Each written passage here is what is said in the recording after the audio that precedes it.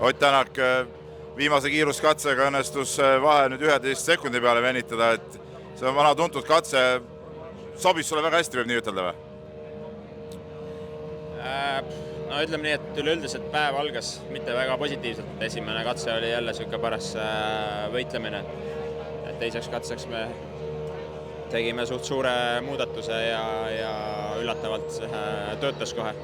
Et kahjuks teine katse ei õnnestunud vormistada, kuna saime refi ja siis viimane katse lõpuks oli ka okei rütm, aga samas puhas katse.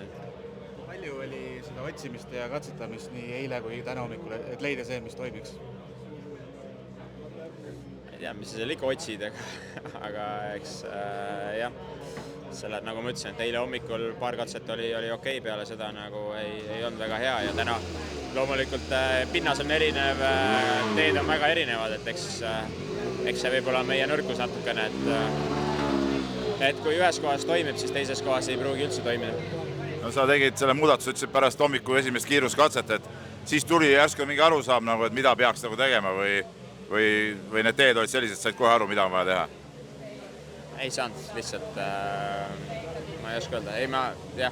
Ütleme nii, et suurt pilti kokku panna on jätkuvalt väga keeruline, aga ütleme nii, et ühe poole saime korda ja see on hetkel tundub, et olulisem, et eks igal asjal on alati kaks poolt, et ühest võtad ja teise paned, et eks ta täpselt nii on.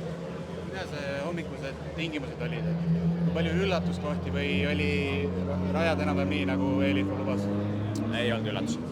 See refi purunemine juhtus ilmselt katse lõpupoole või see väga palju aega kokkuvõttes ju ei rööbinud, et seal natuke oli õnne ka või? Mingi 6-7 kilomeetrit sõitsime tühja refiga, et oma jagu, aga see katse lõpp oli väga aeglane ja suutsime nagu refi välja peal hoida, et see ütleme, et ühe poole kurve tuli palju aeglasemalt sõita kui teise poole kurve, et eks see täpselt nii on, et tuleb tunnetada, et refi välja pealt maha ei võtta.